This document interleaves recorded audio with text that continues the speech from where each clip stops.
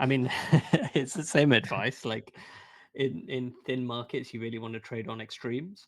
I do this thing where I've done okay over the past few weeks because I have some very like strict kind of parameters. So like I like to flatten my risk by Friday evening, right? So if it's Friday night and the market closes at 9 p.m. London time and 4 5 p.m. in New York, I just like to aim to be out of my positions because I think having the downtime, especially on weekends, which are illiquid and choppy and you don't need to do it, it can make you a better trader.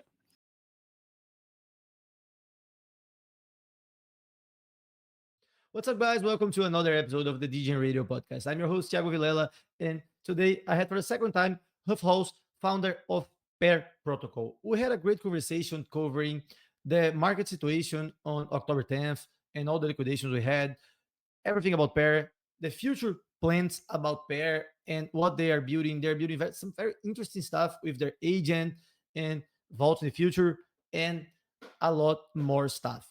And as a disclaimer, I hold some stake at Pear, so I can be a little bit biased here. But yeah, let's hop into the episode. Hey, Hoof, welcome back to the show, man. Long time. I had you here roughly a year ago, and a lot of things has changed since then. We had the market was going crazy. Now everything's calling for apocalypse, and there's like too many things changing with the market and with Pear. So at first, I wanted to talk to you about the market first, since you were very knowledgeable about microstructure, understand a lot about the derivatives markets, and we had like a mass extinction event on October 10th, and that was terrible for a lot of traders, like not just direct discretionary traders, but also some traders got like smoked in other platforms and doing delta neutral into platforms and all this stuff. And I wanted to at first how you doing and to hear your thoughts about the market and about 1010. How was the impact of these events for what we're seeing right now? Yeah, for sure. So 1010 was like a massive liquidation cascade.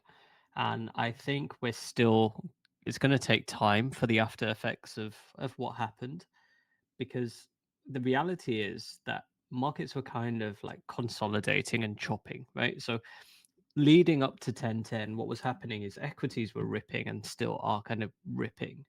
And crypto was in this like very kind of choppy, kind of underperforming state as it was. And the view leading up to 1010 was very much why is crypto underperforming? It was the fact that there is going to be no kind of structural bid for alts. It was the fact that there are these like relatively okay ETF inflows into Bitcoin and ETH, but not into any other products. And then there was this big conversation about DATs and how like DATs had become the marginal buyer of crypto, right?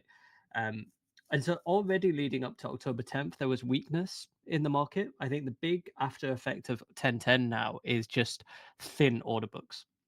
Some market makers have obviously, we're starting to see some of the bodies get washed up with the likes of Amber Group and things. And really, when like liquidity is thin, you see much more volatile moves. And generally Sorry to speaking, interrupt people you. have a lot. uh, Sorry? Did the number group go down? Sorry to interrupt you, but I didn't know that. I saw like rumors, but I didn't know that. Is it I confirmed that they went down? well, I wouldn't say they went down. I know that they took a loss. Um, Oh, a sorry big for loss, right? interrupting. So there's going to be more bodies that surface in the coming days. But my point is, when an event like this happens, it takes weeks and months for people to kind of really start market making in the same way. And typically Mm. with crypto, people have inventory, and that is long inventory. And the next task is to kind of close it out, right? So to start selling. So that's kind of unfortunately the market dynamic we live in. Mm, got it. Got it. And yeah, we just saw Stream also like Stream DeFi closing down with a loss that they took. I think it was on 1010. I didn't read the whole thing. And yeah, it's the market kind of in a rough spot right now. And you do you think we still gonna be like this for until the end of the year? or do you think we can have like a solution before for the markets? For I think for crypto, it's really hard, right? Because like, where is the next big catalyst going to come from? We've exhausted a lot of these things, right? So we've exhausted over the past year the ETF narrative. We've exhausted the digital asset treasury narrative. We've kind of got to this state now where if people want to, retail in particular, want to like gamble and trade, they're going to go and trade 0-day options on the S&P, or they're going to go and trade some of these AI stocks. They're going to go and trade some of these, like if they are going to trade crypto, maybe crypto equities, right? And so we're at this stage where you think, who is going to come with capital to crypto, and that capital can then like slosh around the ecosystem and do very well. Now, one thing I am kind of still bullish on is perp dexes, especially places like Hyperliquid, because people still want to trade, they still want to gamble, they still want to participate in these things. There are like pockets of opportunity. Um, but I am scratching my head a little bit, thinking, what is the next big major catalyst that creates like a wealth effect in crypto? Yeah, I'm still looking for this too. Maybe Steam is like helicopter money from the US next year. It can go to crypto too, but yeah, I'm like actively searching for this too. And man, still on 1010, yeah, we saw like a lot of people like talking like we're running like pair trading strategies directly on Hyperliquid or on Backpack, and they got like ADL in some in altcoin, and the long leg this still like was up and they got liquidated. I saw a lot of posts on Twitter back then, and I want to know like did like pair traders got affected by this like on the Hyperliquid engine, and if like do you think like these kind of like specific situations shows like highlights why do we need a platform like Pair? Yeah, great question. So the reality is on 1010, there was a mixed response in terms of how people traded. Generally speaking, on pair, people got a little bit lucky. I wouldn't say it was by design, because when you're pair trading, you are obviously long one asset, short the other. So what happened for a lot of pair traders on pair is that they got ADL'd on the short leg, was closed out 5 to 10% from the Pico bottom, and then they rode the long back, right? So they had enough collateral to do that. The traders that made money more based on skill were the people that were using the take profit stop loss feature on pair, because a lot of our users were long Bitcoin and short alts, for example, Mm, or even long hype and short other alts. And so there was these huge wicks up, and they actually got the take profit hit for them. And so for me, like, I hate to admit it this way, but like 1010 was a great thing for pair, because it was really a validation of our use case, which is up until now, lots of people were on lighter or hyperliquid or variational, being like, "Ha, I'm a pair trader. I'm clicking longs and shorts. Like this is fine." I think now there's been an acceptance that pair really helps you with the risk management side of this. yeah. In the future, what we're going to do also, other than having the take profit stop loss, is give you flexibility over ADL. So if there is an ADL trigger, do you want us to close all your positions? Do you want us to um, like rebalance any of your positions? Like saving a preference of what you'd like Uh, us to do in that case. This is pretty cool. Do you have a date for this already? This is pretty Not cool. Yeah, it's something that we're looking to implement at the moment. We're testing. The other thing I'd say about 1010 is we did a survey of all our users, and you can see some Do, of the kind of do you want me to data. put your screen? Can you see it? Yeah, Oh, yeah. let Do you me want know. me to put it? Yeah, All right. please. Yeah, so we did a survey of all our users on 1010, um, and we actually opened it up to the broader kind of community, so people that were trading on Lighter or Hyperliquid or other platforms participated. Um, to answer some of your questions, there was like 50% of users that weren't affected by ADL, about 25 of them that actually profited from it. Um, and then there was like 10% of people that actually made more money in that scenario. The best thing for Pair here is that the TPSL feature worked really well for like 60% of users. Same with the stop loss feature, but you can read these results in your own time, and there was a lot of like analysis and data to dive through. Yeah, I took a quick read on this yesterday, but yeah, that's pretty interesting. And yeah, that this validation, I think, is like it's something that maybe the market was missing. And something we talked at last time was like about education and like how this was like an uphill battle for you guys, and how much does it still and like how hard of an uphill battle does it still be for you, like the on the education side? Yeah, so I think 2 years ago when we started Pair, people laughed at us being like, why would I pair trade, right? Um, when I can just long. And over the past 2 years, especially the last 6 to 12 months, I think there's been a raising awareness of why you want to be long short in crypto. Like I think many more people are aware of, okay, like there is more dispersion in returns, crypto market structure has changed. From a risk adjusted perspective, it's better to be long short. So I think like a lot of people have come up the curve in terms of that. I think where we're going now is extending that education to looking at agent pair and some of the analysis on correlation, or thinking about how to be beta neutral, thinking about how best to size your trades or how to rebalance your trades. And so for me, the foundational work on education has been done. We have like a Udemy course, we have articles, we have videos, we have people who are not even part of the pair community talking about long short trading. For us, it's about taking that foundation now and taking it to the next level. And again, adding that value to pair traders and saying, look, it's one thing clicking longs and shorts on another exchange. It's another game altogether to like actually risk manage and understand what you're doing and why. Yeah, for sure, man. And like Agent Pair is sick, man. I like the first time I saw it, I was like, damn, this is pretty impressive. And so now that we covered a little bit of like the market and stuff, I want you to talk about Pair because a lot of stuff like changed since last time we spoke. Last time we spoke, like Pair had just like did its TGE, and that Simio platform was growing. You guys had three engines back then, didn't have Hyperliquid yet.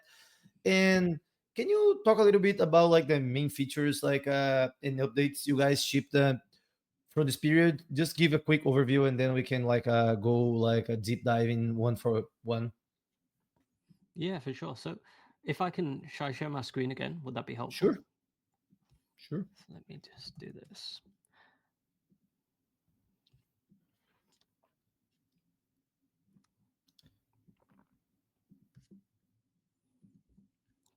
Okay, share screen.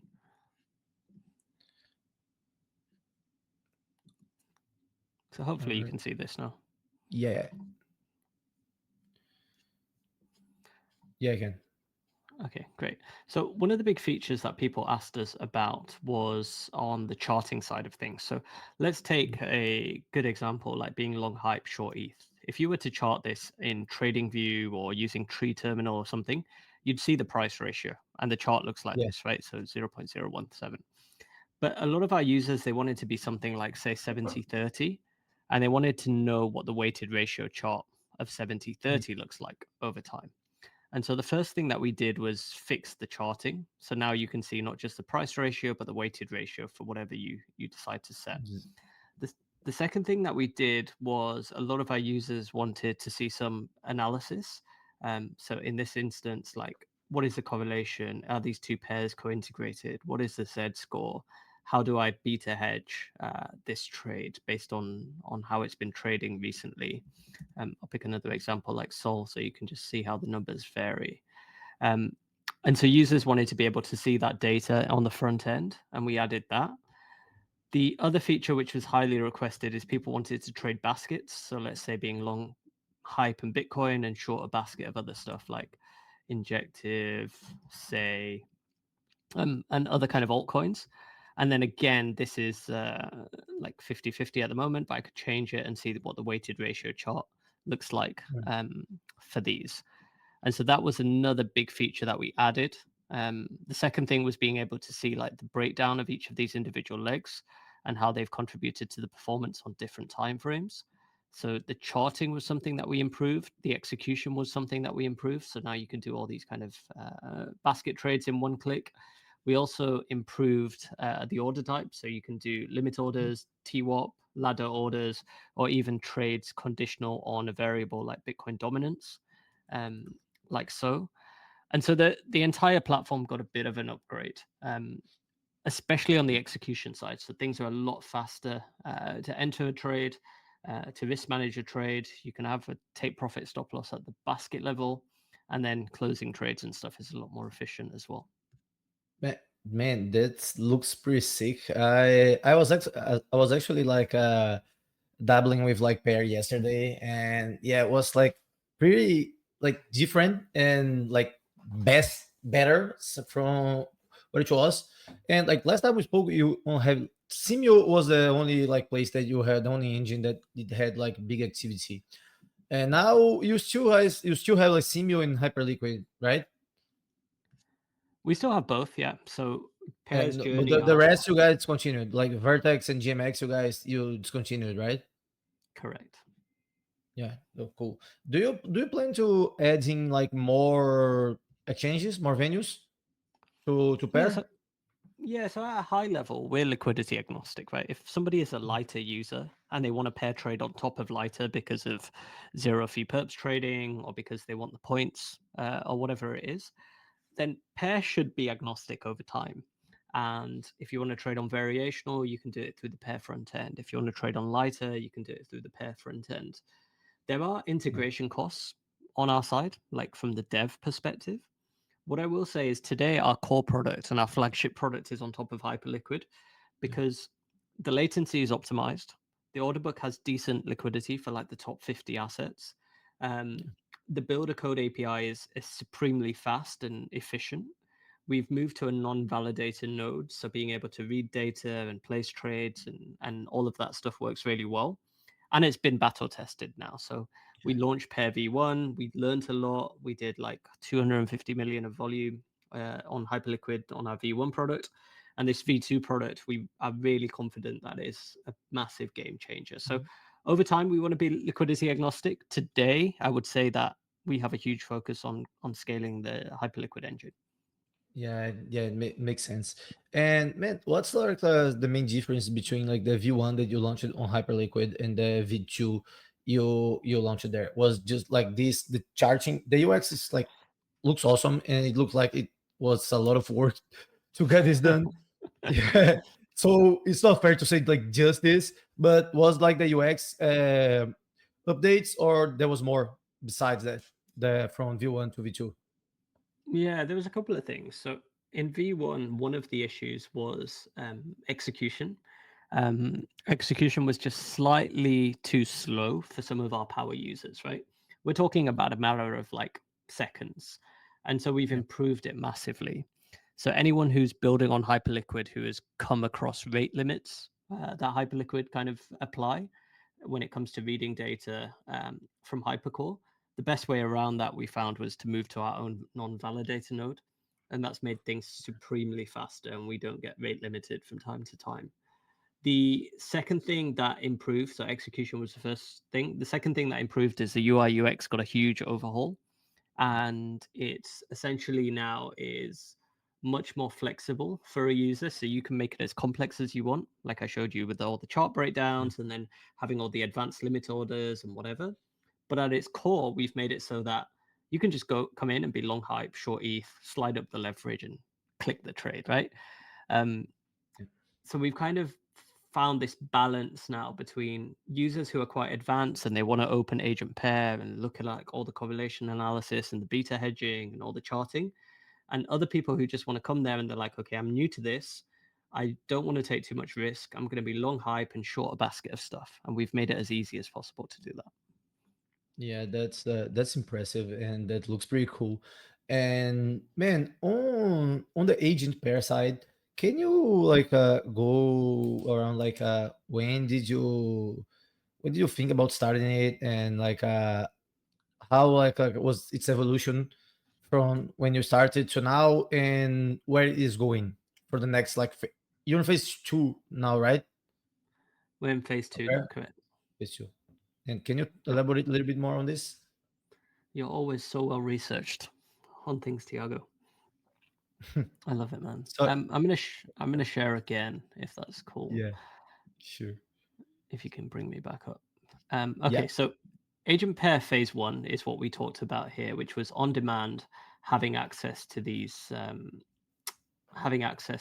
like this data, right?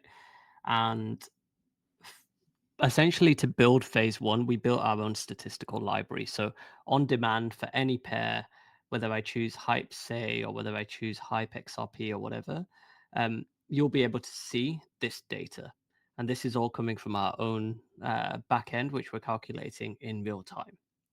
The second thing that Agent Pair is doing, so this is in phase two, is actually looking across the entire universe of pairs, looking for mean reversion opportunities, and this is something called statistical arbitrage. And essentially, this went live as phase two about 2 months ago. At any given time, there's a whole bunch of trade ideas that are out there. That you can execute on both the Hyperliquid engine and the Sim engine. I just take Curve GMT as an example here, and you'll be able to see like, here's the current price, here's a correlation between the pair, here is some measure of its deviation, so the Z score, negative yeah. 1.32. Typically, it mean reverts back to zero. We show you the charts of the rolling Z score, the spread, the volatility of the pair. And then for users, we also provide some pretty deep, like statistical analysis. This is not just AI slop. This is like full, um, full narrative analysis of why, from a statistical perspective, it makes sense to enter this pair trade. And so this was phase two. It was all about providing these signals to users. And you can see how well this has done recently. So it's put on 3,000 trades. It's got a win rate of 67%. The total return, even without leverage, is like a 1,000%. And it does about 55 trades per day. So Yeah. that was phase two. Phase three, which is coming, is to turn it into a LLM. So you'll be Hmm. able to come to Agent Pair and say, "Hey, I want to go long Doge. Suggest me a basket of meme Oh, coins to short against it." Right? that's pretty cool, man. Yeah, Really cool. and Really cool.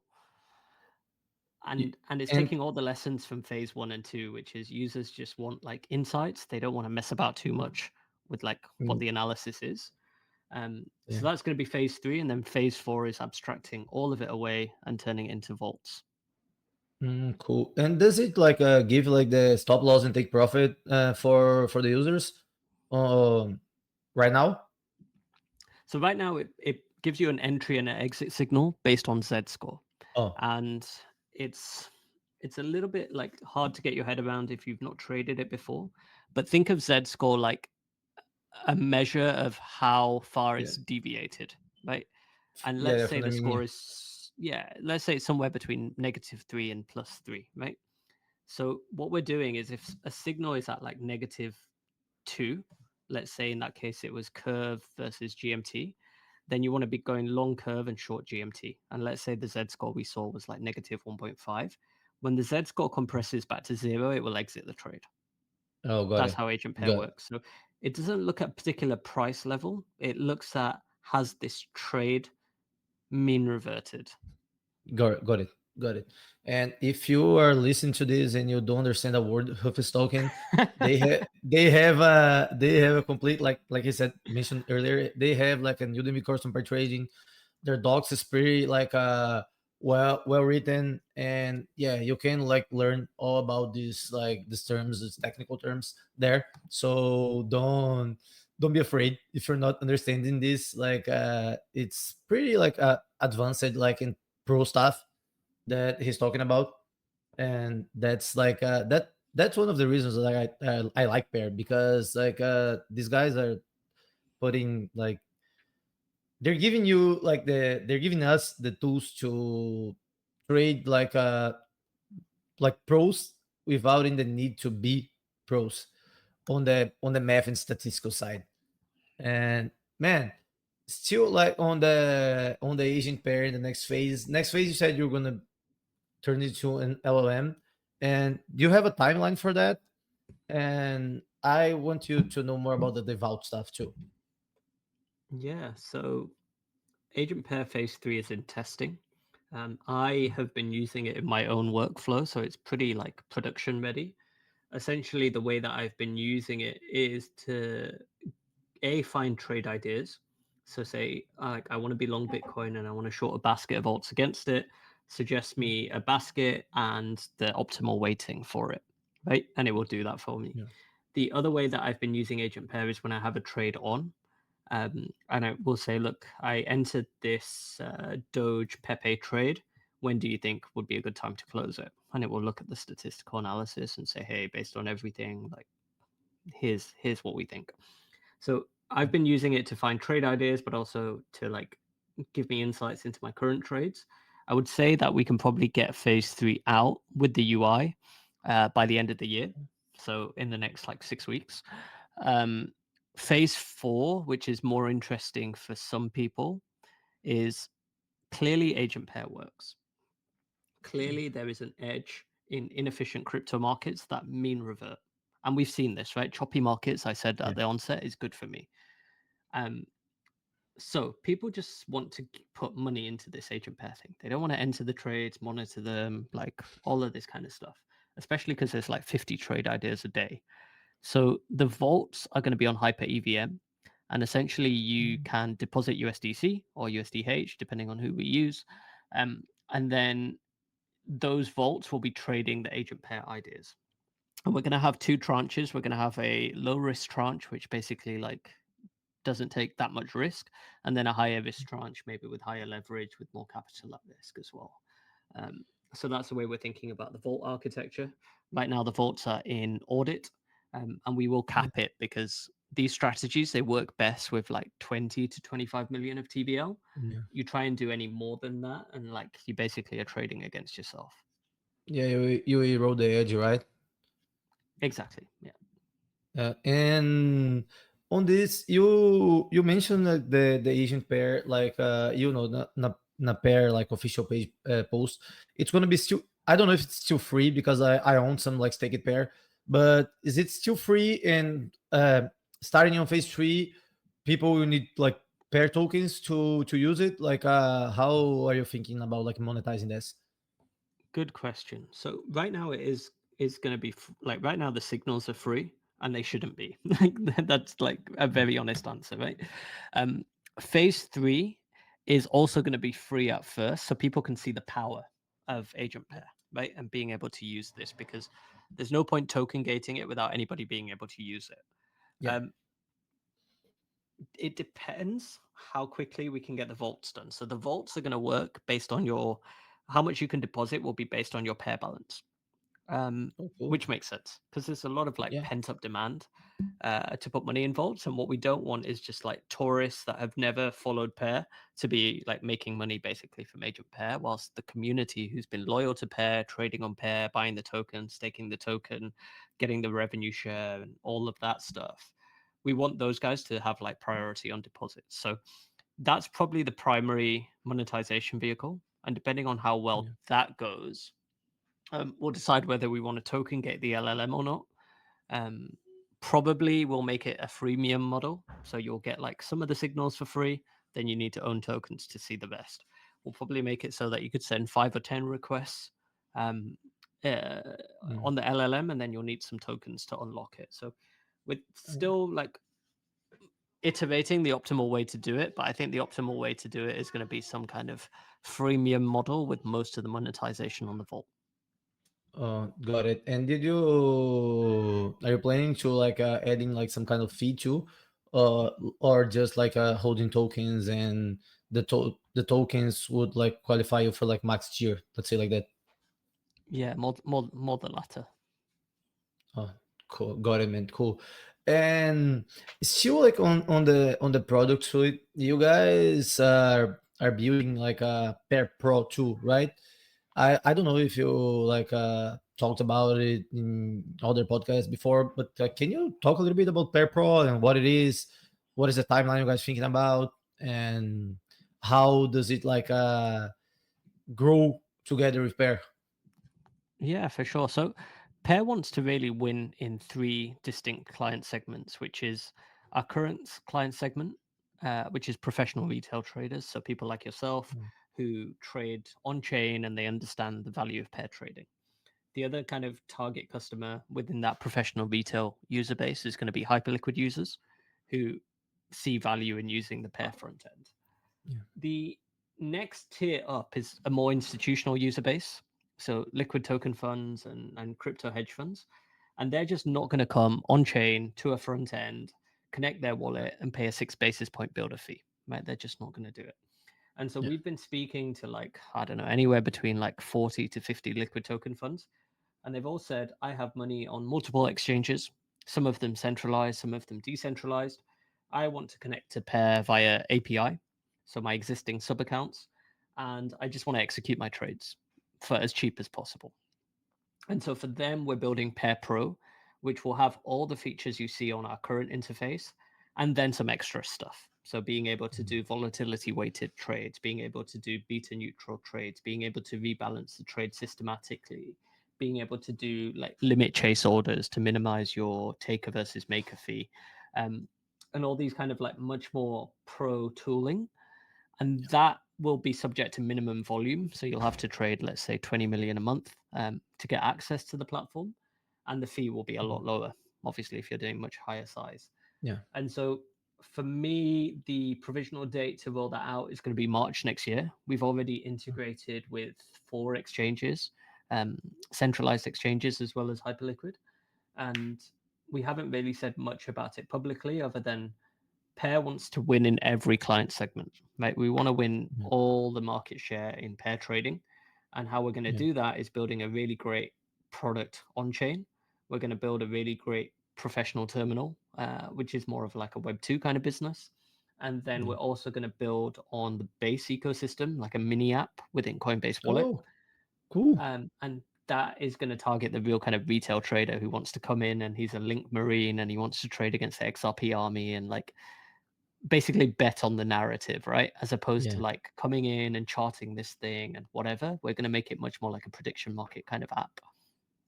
Oh, pretty interesting. And this is coming out alongside the terminal or after it? We're looking to do it all at the same time, early next year. Oh, yeah. Like, yeah. Good luck with finding time to trade, man. With all the things that you are building right now. Exactly that. And man, you made like in all these my bad, all these like it's like Web2 like enterprise, like the base app and pair agent pair, everything is all converging to pair the token, right? Or is that any is going to be anything different from that? No, all the value accrual is back to the pair token. The only two big things I will say about the pair token. So right now, the pair token has like a lot of utility. Um, Yeah. the biggest utility is the 80% revenue share. So all the volume and revenue that we make on the front end, 80% of it is going to our pair stakers. The other utility of the pair token is all our big traders basically hold pair and stake it because they get fee discounts up to 50%. And then the Yeah. final piece is all this agent pair utility that we talked about. So if you hold pair, then you can deposit into the vault, you can chat to the LLM, you can see the signals, etc. Two big changes are going to happen with the token. Number one, before the end of the year, we'll take a snapshot of all the pair tokens and their token balances. We've already bought a spot ticker on Hypercore, and we will most likely migrate all our token liquidity away from Arbitrum to Hyperliquid, just because Cool. you've seen more recently with like See the Protocol and other places. If you're Hyperliquid first, it kind of makes sense to have your token there. Um, Yeah. than anywhere else. The second thing is on the staking yield. The reality is, and we've looked at people's wallets, is people take the staking yield. Let's say they made a couple of $100 of staking yield this week, and they trade it, take it, and they like it leaves the ecosystem, right? They go and either Yeah. lose it on perps trading, or they buy a meme coin with it, or they they go and spend it in real life. And I'm Yeah. glad we can add that value to users. But I think the meta has changed from, hey, here's some revenue share and real yield, to, hey, just buy back the token. Yeah. And so we'll do a It's better. governance vote. Yeah, I think it's just cleaner. And so we'll probably do a governance vote before the end of the year on that. Oh, cool. It's yeah, it's more tax efficient too. And like you said on the narrative, like when you guys like were designing this, like 2023, it was all about like real yield and GMX and all this stuff in games.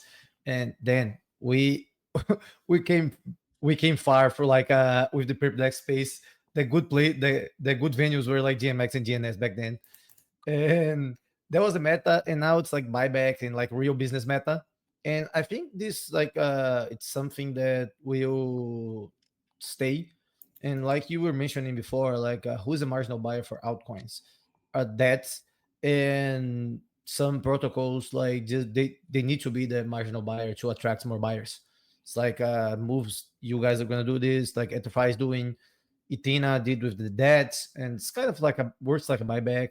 And yeah, Etrify, Syrup, and Aave, I think is gonna implement a buyback, and all like the DeFi, the real business, are doing this. And yeah, it's probably what makes sense going forward. Yeah, I'm just like rambling right now. I think so. Like, you look across the space and you want to be the marginal buyer of your token. Because what that does, and Hyperliquid did this really well, is it encourages other people to come in and buy. Like Yeah, right now, the issue with most altcoins is if you buy it, who's going to come after you? Right? If the DAT has stopped buying, or if the narrative has faded, or people are taking their capital to something else. And so really for us it's a case of like we have a solid business, we have multiple ways to generate revenue, whether it's vaults, whether it's the base app, whether it's hyperliquid front end, whether it's Pear Pro. So we're going to keep making revenues. What's the best thing to do with yeah, those revenues? Is it to pay out to thousands of stakers, or is it just to buy back the token? yeah. It's buyback the tokens. Like it's best to attract more users to the token and to create a flywheel, right? And you guys gonna keep like the 80%, or you're gonna take like a little bit down, like to 50 or something like that? It's going to come down to governance. So Pear really believes in like the main decisions for the protocol, whether it comes to token or fee structure or where Yeah, we deploy next, giving that choice to the community. I yeah. would quite like to keep some kind of like flexibility where 70% of the revenue is used to buy back the token. The other 30% is in treasury. And then that gives us the kind of runway and operational runway to not like need to raise external capital and sell any tokens for like any time in the future. Got it. And on this, like on the treasury and like raise, you guys raised in the middle of the year, like with Castle Island, right? And you also are doing like a second round airdrop with like tokens from the treasury that's not on pair, that a second round of non-pair airdrops from you guys. So can you talk a little bit about the strategy? Like, did you when you flip the you bought like the I remember when you guys like posted that you bought the hype with the treasury, and I think it was like $20 something like that, and now you're distributing part of this hype. Did you use the money you raised or everything from the treasury? What was your thought process on airdropping hype instead of more pair? Yeah, good question. So we looked across the entire DEX landscape and we don't think it's sustainable to be emitting your own token as a reward, right? So if you Yeah, look at what like DYDX were doing or Vertex was doing, etc., is they were rewarding all the users with their own token, and they were also rewarding the market makers with the same token. And the token ultimately was just like a farm and dump kind of yeah. situation with traders. And so we looked at that and we were like, okay, other than like the initial bootstrapping phase for Pear, which I know the Brazilian community participated in quite a fair bit, we decided that we don't want to do that again, right? And we only gave 1% of supply in airdrop season 1 and 2 of Pear. So we said, okay, well, how do we create an incentive mechanism for people to try the product, but not give away Pear? And so at the same time, we were becoming more and more Hyperliquid aligned. And when Hype was at like $17, we bought a lot from the treasury. This was even before the money that we raised.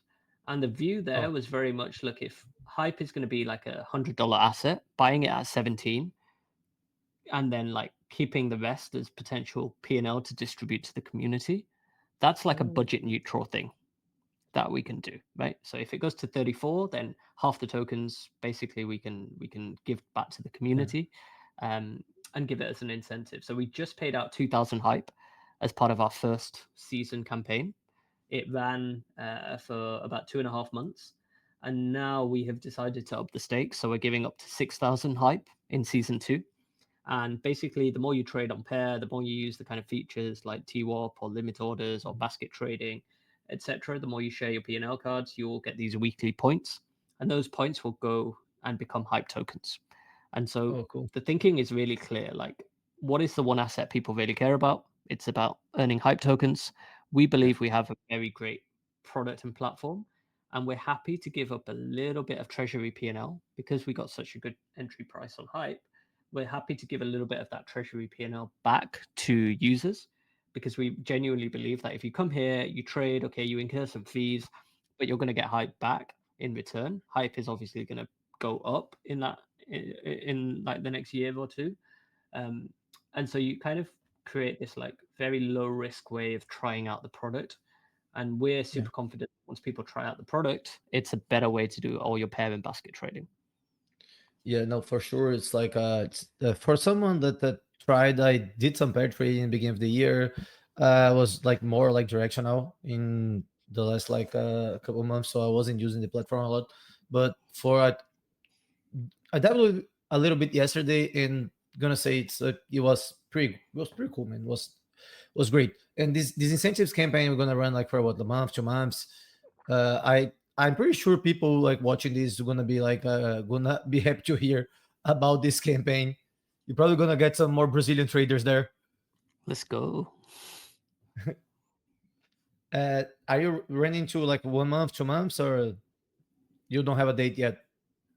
We haven't publicly communicated a date, Oh, and the amount of hype we give away is depending on usage, right? So, like, if we get makes more sense. users, then we can give away more hype. That's really like the kind of thinking behind things. Makes sense. And like spending like smart spend it giving like smart incentives.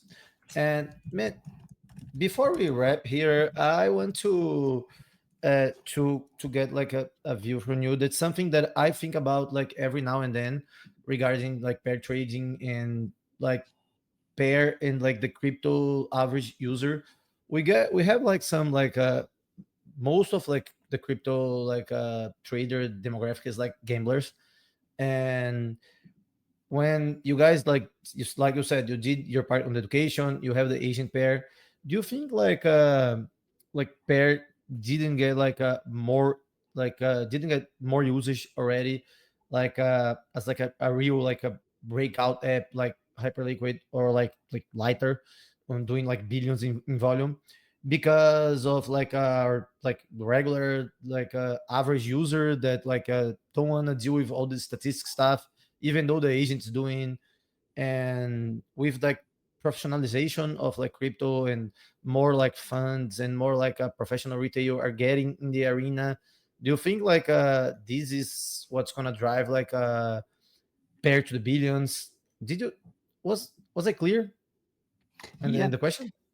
yeah. So, like, the one thing that is a disservice to pair, right, is the business model of any exchange, whether it's centralized or decentralized, is people that come and use high leverage, they pay a lot of Yeah. funding, and they get liquidated, right? Lighter can offer you zero fee trading because there are other traders that lose money there. That's like the Yeah. reality of it. Hyperliquid Yeah. can work because it can charge like a wider spread for people that just slam market orders in big size and don't understand taker orders, right?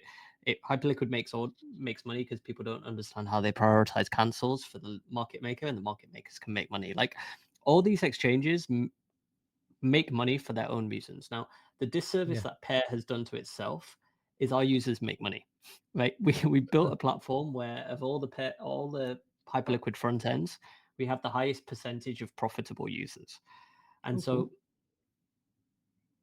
we are the opposite in the sense that people come and use pair, they rarely get liquidated on positions, they typically hold their positions for a long time, and those positions generally like are winning trades, especially if you're like doing TWAP into like a basket trade or something like that, Mm. right? I think where we can get the next lot of volume is adding more equity markets, because Mhm. equities are really topical.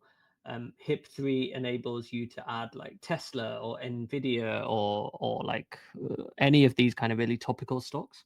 And on Pair, you can now outright long them if you want to. You can outright short them, or you can pair and basket trade them. And so for Mm. me, one of the next big unlocks for volume is going to come from equities. I'm a really big believer in that.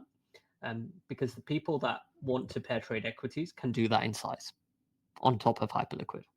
The second big catalyst is going to be vaults. Let's say I only get 10 million of TVL in the vaults. That's like 10, 20 million of trading volume a day already locked in. And so moving from this game of like trying to just always acquire users to the front end, I think we want to get into this place where we have a lot more sticky TVL. And the way we're going to do that is through the vaults as well. The final piece, which we're working really hard on, is also an API. So if you are running any kind of like mobile wallet or DeFi aggregator or live streaming platform or whatever it is, and you want to integrate pair trading, we have an API, and that API will allow you to easily embed pair trading on your front end and leverage our back end, which does all the like fancy pair trading stuff.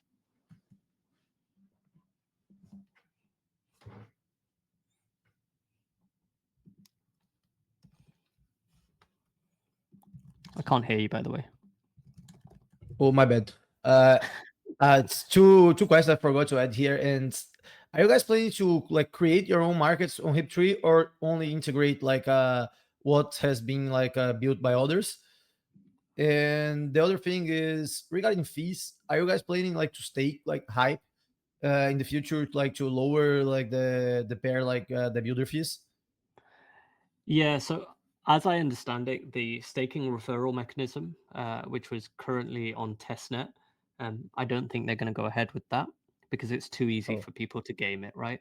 So it's too easy for somebody to be like, oh, look, I have a lot of staked hype, trade through my platform. Right? And it doesn't have to be a genuine builder code business.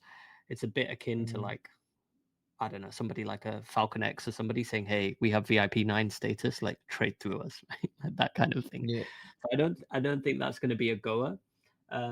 For us on HIP3, definitely priority number one is adding all these markets as other people come mm, in, especially the equity markets. So we've already added like the live equity markets to Pair.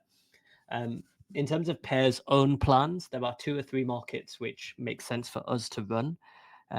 One of which is Bitcoin dominance. We have a lot of experience in people trading Bitcoin dominance. We have a lot of experience in how the Oracle works.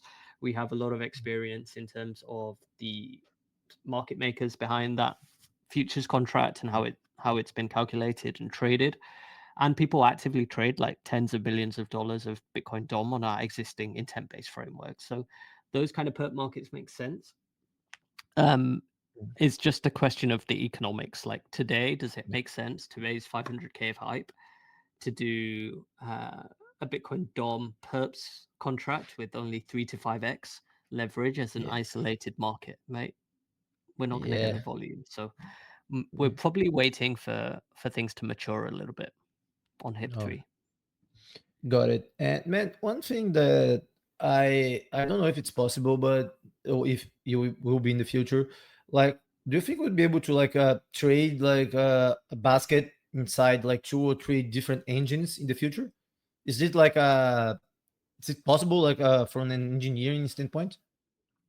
Yeah. So if you think about like big institutions, they all have access to a a third party like a Falcon X or a Wintermute or something, Yeah. or they use some technology like Talos or CoinRoots or one of these like um, order management and execution management systems, right? And in that context, those platforms allow you to do smart order routing. So you could send your longs through to one exchange and your shorts through to another exchange. And essentially, it's on you to manage the collateral. Like you need to make sure that there's enough margin on your longs and enough on your Mhm. shorts. Today we make it so that you have to execute all your trades on one particular position on the same engine, just so that we can leverage the cross margining engine of that platform. Because if you had longs on hyperliquid and shorts on, let's say, lighter, the 2 platforms don't talk to each other, which Yeah. means the P&L on the longs can't offset the losing P&Ls on the shorts and vice versa, right? Mm, So from a Yeah. capital efficiency perspective, it doesn't make sense. I think over time, like people have tried to build prime brokerage models, which is essentially about like lending money out and your balance sheet and saying, hey, look, like trade against me and I'll manage the collateral on both these legs, right? I don't Mm-hmm. think we are there yet, but for the institutional product that we're launching with the clients that are Makes potentially going to use that, they already have a makes preference, right? I want to execute my longs here, my shorts there. So for that user base, it makes more sense. yeah, for sure. And man, like one final question before we wrap is variation is growing right now and it uses an RFQ model. And you have an RFQ engine with Simu and an order book engine with Hype. I remember in our last conversation, like I think I mentioned like that I believe that a lot of things are going in the intent centric model, but we didn't have like a such a liquid and deep order books like we have now. And from my point of view, the order book seems like to be like a better, like it's more fair for traders.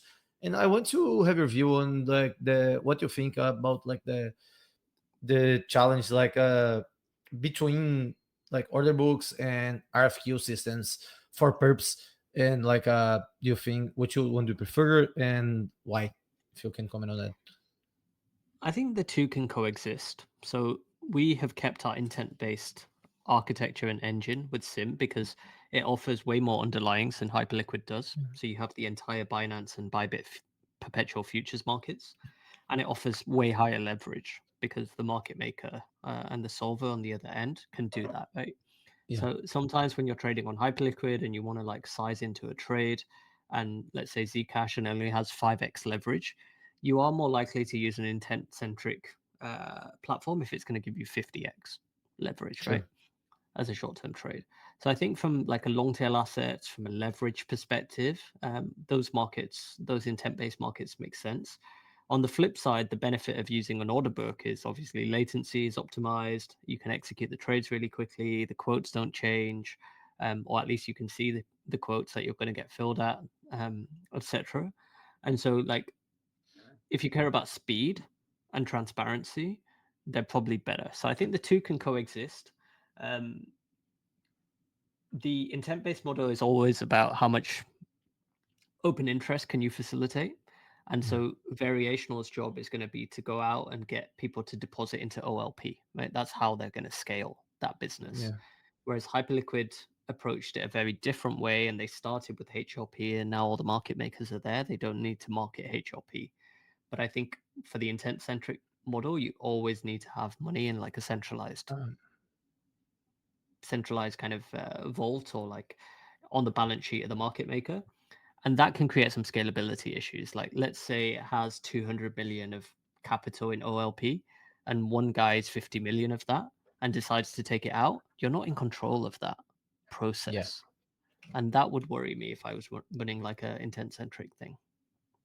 Yeah, I'm glad like I'm thinking like in the same lines as you. So yeah, I completely agree. I was like I did some trying with variational, and I got like some very like bad stops on the Bitcoin longer short. I don't remember. I was like doing like some delta and delta stuff, and yeah, it's good for long tail and for me like as user, and but like for majors like order books like superior. Man, and now going to the final questions of the podcast. I'm not gonna ask you to describe pair in one sentence again because like we did that like last year, and I wanted to ask you what's like the end game for pair. I think you already mentioned it, but to having this in the ends like it's good for people to can fully pay attention. Sorry, what was the question, Tiago? What's the end game for pair? Good question. So the end game for us is we want to capture like 80 to 90% of all pair trading flow because it is a growing TAM, right? It's a growing total addressable market. And as the market grows, whether it's crypto pair trading or equity pair trading on chain, we want to be the guys that do that. So it doesn't matter if it's somebody loading up their base wallet and they're like, oh, I really want to long Trump and short Melania, fine, you can do that through Pear. You don't even need to know you're using Pear. We'll have an API that other people can use, or you can use the Pear app. Um, Again, on like the hyperliquid side of things, I really want people to think, okay, I want a pair trade or basket trade, I need to use Pear. It's the superior place for finding trade ideas, for charting it, for risk managing it, etc. And 1010 was a great validation point for that. And then the final piece is on the institutional side. I want to grow Pear so much that it becomes embedded in like that user base, right? Like I wake up in the morning, I load up my like terminals, I add like check the news and whatever else, and then like I use Pear for that. And so if we can capture a meaningful percentage of all the pair and basket trading volume, I think that does very well for token holders. Um, and if one day a Coinbase or a Kraken or Robinhood look at this and they're like, fuck, these guys have huge user acquisition across multiple product verticals and they want to buy the business, like I'm very open to that conversation.